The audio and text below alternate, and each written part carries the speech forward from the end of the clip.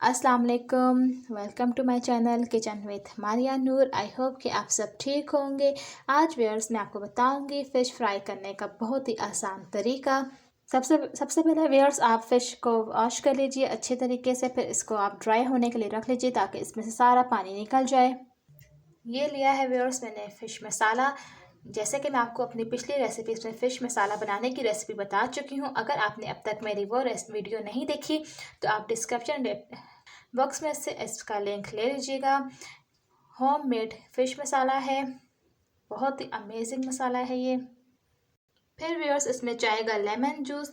5-6 lemon के मैंने इसमें से जूस ले लिया है। फिर इसमें जाएगा लहसुन। इसमें लहसुन पेस्ट ऐड होगा। अगर आप चाहें तो लहसुन अदरक का दोनों का पेस्ट भी डाल सकते हैं, लेकिन मुझे फ़िश में सिर्फ लहसुन का टेस्ट पसंद है तो मैं इसमें लहसुन पेस्ट ऐड करूँगी। सबसे पहले व्यूअर्स आपने एक फ़ोक लेना है और फ़ोक की मदद से आपने फ़िश के पीसेस को आपने इस तरह पिंच करना है ताकि इसमें अच्छी तरह से मसाले जो हैं वो जा सकें। अब व्यूअर्स मैं इसमें डालूँगी लहसुन पेस्ट।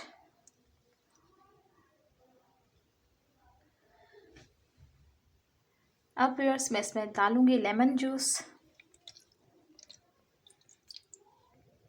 अब व्यूअर्स इसमें हम डालेंगे मसाले। इसको अच्छी तरह से हमने मसाला लगाना है। इसके एक एक पीस को उल्टा पुल्टा के दबा दबा के हमने इस पर मसाला लगाना है ताकि हर पीस पर अच्छी तरह से मसाला लग जाए। इस पर मैं कोई एक्स्ट्रा नमक नहीं डालूँगी क्योंकि इसमें जो है नमक मिर्च मसाले सब बराबर के हैं। आप ज़रूर देखिएगा फ़िश मसाला की रेसिपी मेरे चैनल की, बहुत ही अमेजिंग आपको रिज़ल्ट मिलेगा।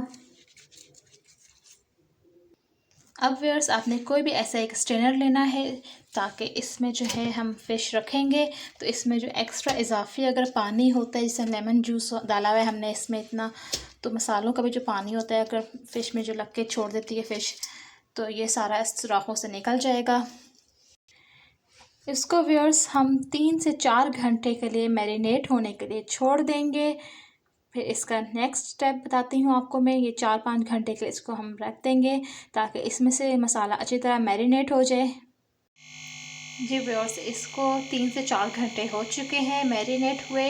इस पर मैंने हल्का सा जो है येलो कलर जो होता है फूड कलर वो लगा दिया है। इससे ये होगा कि जब ये फ्राई होगी तो बाज़ार वाली जो फ़िश होती है उसका इसमें ज़रा टच आ जाएगा। बाज़ार की तरह होती है ना, ऑरेंज ऑरेंज सा टच होता है इसमें, तो इस तरह ये बाज़ार वाली लगेगी।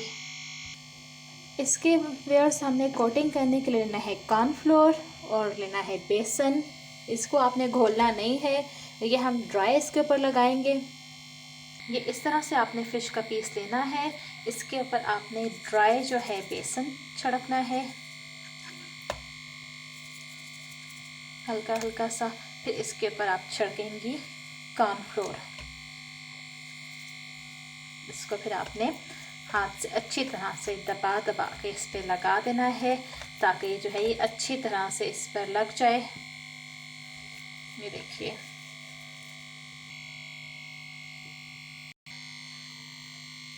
मैं इसको डायरेक्ट जो है इसमें बाउल में नहीं रख रही बेसन के और कॉर्नफ्लोर के, इस समय बहुत ज़्यादा इसके ऊपर लग जाएगा। हमें इतना भी ज़्यादा इसके ऊपर नहीं चाहिए।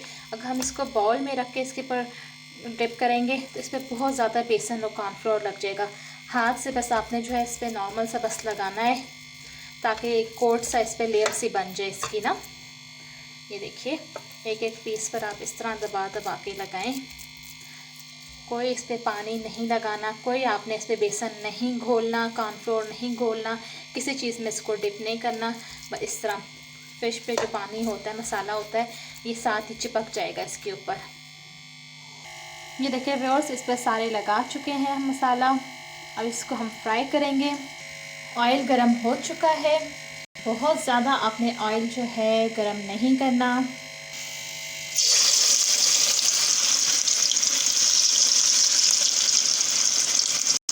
आंच आपने बहुत हल्की रखनी है क्योंकि ज़्यादा तेज़ आंच पर जो है ये अंदर से कच्ची रह जाएगी, ऊपर से फ्राई हो जाएगी। बिल्कुल हल्के से फ्लेम पर आपने इसको डीप फ्राई करना है। देखिए व्यूअर्स इस पर क्रिस्प बन रहे हैं।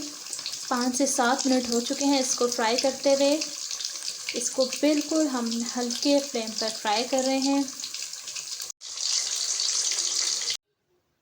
ये देखिए व्यूअर्स, मज़ेदार क्रिस्पी फ्राई फ़िश तैयार है। आप ज़रूर ट्राई कीजिएगा इस तरीके से। और जो मैंने अपने इस चैनल पर एक रेसिपी बता चुकी हूँ आपको होममेड फ़िश मसाला बनाने की, डिस्क्रिप्शन बॉक्स में मैंने जो है इसका लिंक डाला हुआ है, आप ज़रूर देखिएगा। उस मसाले से आप अगर बनाएंगी अपने हाथ का तैयार करदा होममेड फ़िश मसाला, तो ये फ़िश बहुत ही लाजवाब बनेगी। उम्मीद करती हूँ व्यूअर्स आपको रेसिपी पसंद आई होगी। अगर आपको मेरी रेसिपीज़ पसंद आई तो मेरे चैनल को लाइक एंड सब्सक्राइब करना मत भूलिएगा। इंशाल्लाह मिलते हैं एक नई रेसिपी के साथ। अल्लाह हाफिज़।